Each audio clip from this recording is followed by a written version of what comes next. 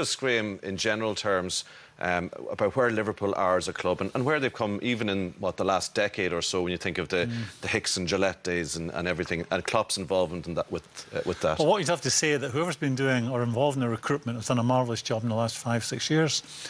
I think they're in great nick. You've got a back five, if you include the goalkeeper, that could be around for 8 to 10 years, provided they don't get any serious knocks and want to be there. The only danger I see going forward, and I think Real Madrid will come knocking this summer for either Salah or Mane.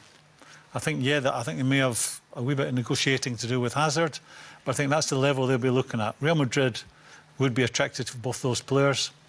I know Liverpool are a monster football club, but I still think they're vulnerable if Barca or Real Liverpool not in the stage now where why would a player want to leave them now? You know, if the Premier League is the most competitive league in the world and they're reaching Champions League finals every year. Yeah, because it's Real Madrid.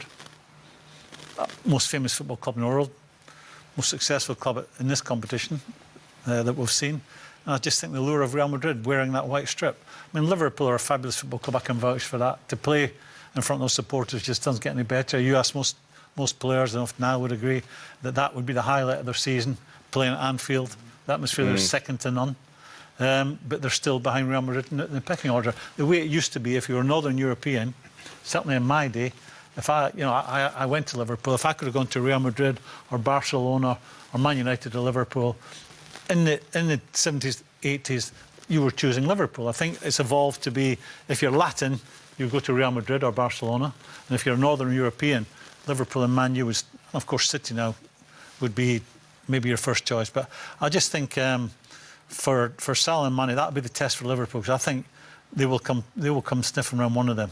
Do you think it's possible, Niall, that could change if Liverpool keep doing what they're doing and building as a club? And you know, we talked about the role of Klopp in that, but also, as Graeme mentions, the recruitment and how they've built it step by step to where they are now. That players, top-class players, will think this is the top place to be. Oh, yeah, sorry. Yeah. And it's a small matter of you'll get twice as much money. Yeah, well, agents, you know, have an awful lot to do with great players moving on and maybe disappointing clubs who thought they could keep them longer. That's just standard. But tonight is different, because if Clough wins his first trophy tonight and this team, you know, reach that pinnacle, which they're favourites to do, given that the strength and the power that the Premier League is showing now, and it's getting bigger and better as we go on, I think there's an argument to be made, especially when we looked at Real Madrid this season, that Klopp could actually use his charisma, as he does brilliantly in all aspects of his management, to keep those players and get the chairman to move the wage structure up to compete with Real Madrid. I think he can do it if he wins tonight. I think it's a very big game to win. I don't think it's just about dosh, I just think it's prestige. You know, Salah, Egyptian... But in nights like this, season after season, do you not build up that prestige? But Real Madrid have won this, what is it? 13 times.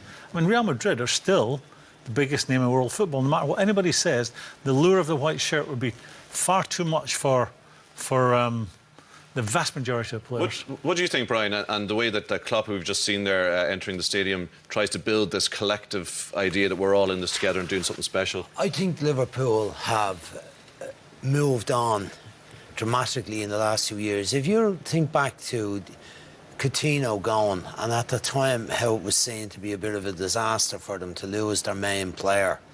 Prior to that, we saw Suarez gone to Barcelona, and they weren't in a situation at that time to compete or to deny those players the opportunity to go.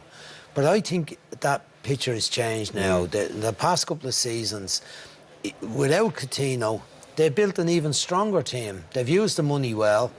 They've been, as Graeme mentioned there, the selection of the players they picked. I mean, the Robertson one, Andy Robertson, for whatever it was, 8 million from Hull. There was nobody else. They weren't in a bidding war with Barcelona or Real Madrid to get him. But either of them, I think, would take him now if they could get him handy. They won't. So I think they're at a different level, and if they win tonight... I think it'd be still attractive to British players, but I think the foreign players, it's a different story. OK.